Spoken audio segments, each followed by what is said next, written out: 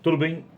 Vamos falar um pouquinho sobre Bíblia, tirar algumas dúvidas, e a minha intenção é trazer um pouco de esclarecimento sobre esse livro que para muitos é valioso, para outros nem tanto. Mas a Bíblia, ela hoje tem, segundo estatística, mais de 5 bilhões de livros impressos. A palavra Bíblia, ela não aparece nos seus 66 livros que compõem a Bíblia protestante, diferente da Bíblia católica. A palavra Bíblia não aparece, ela vem, na verdade, de uma palavra grega chamada biblos, que quer dizer livros, ou coleção de livros pequenos. Ela, na verdade, a Bíblia, ela tem um período em que ela foi escrita, é um período longo. Ele vai de 1500, mais ou menos, antes de Cristo, a 100 depois de Cristo. Ela é dividida, né, entre o Antigo Testamento e o Novo Testamento. O Antigo Testamento tem 39 livros e o Novo Testamento tem 27 livros. No Antigo Testamento começa-se com Gênesis e termina com Malaquias, e no Novo Testamento começa-se com Mateus e termina com Apocalipse. Na verdade, ela não está escrita em ordem cronológica, mas de ordem narrativa, para poder melhor compreender.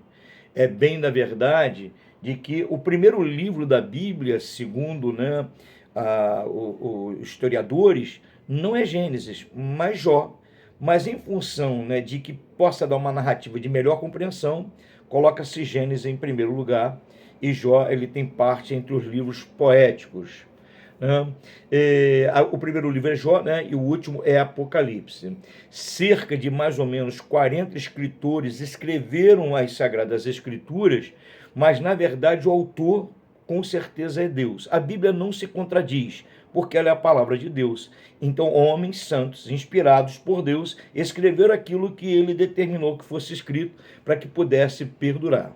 O Antigo Testamento, ele vai falar da criação, da origem do ser humano, ele vai falar dos patriarcas, ele vai falar da história longa dos judeus, que até hoje é um povo existente desde lá de trás, né?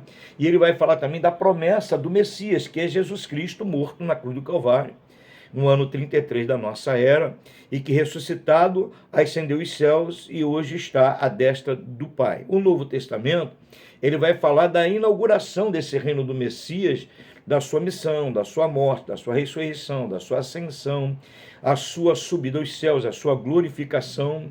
Ele vai falar da história da igreja, ele vai falar também, né, do fato de que Deus voltará para julgar todas as nações.